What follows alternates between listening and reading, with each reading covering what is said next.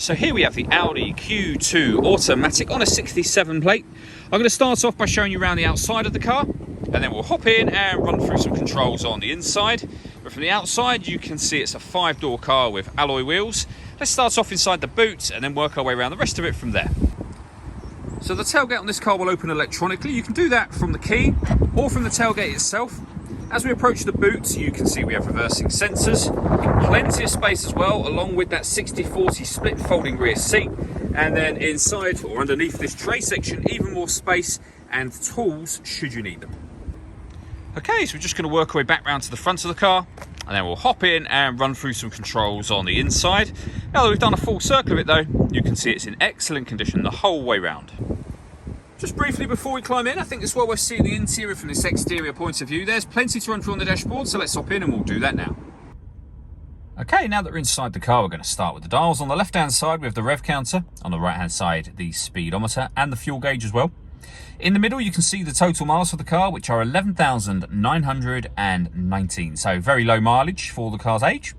Just beneath that, you'll see it says P. That is to highlight that the vehicle is in park at the moment with the automatic gearbox. Whatever gear you put it in will then be highlighted up on that screen.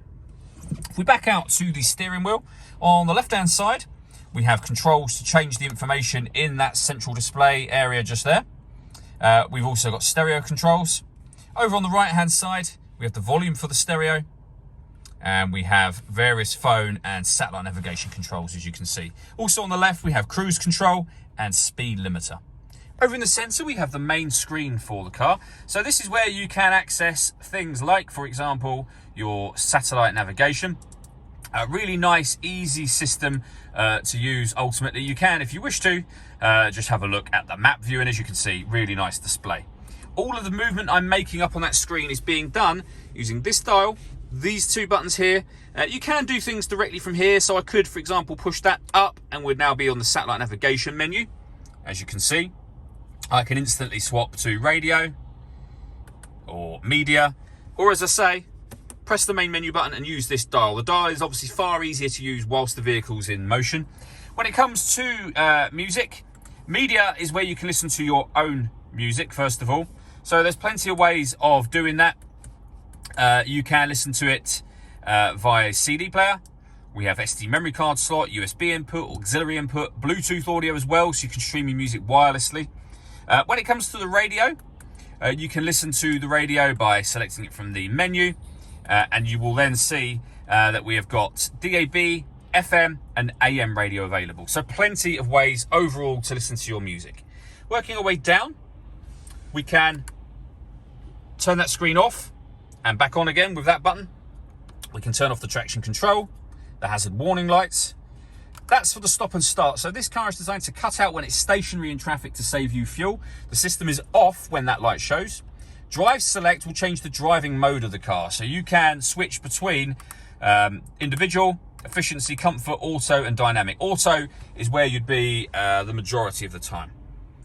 Underneath that, we have the air conditioning. So you can determine the fan speed, direction of the air and the temperature with those dials.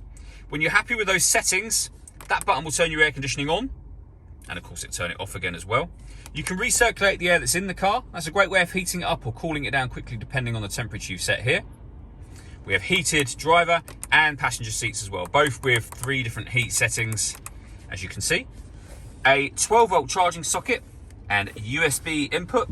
We have the main volume for the stereo, the gear lever for the fully automatic gearbox, the buttons that I was going through just a moment ago, and then electronic handbrake with auto hold function as well.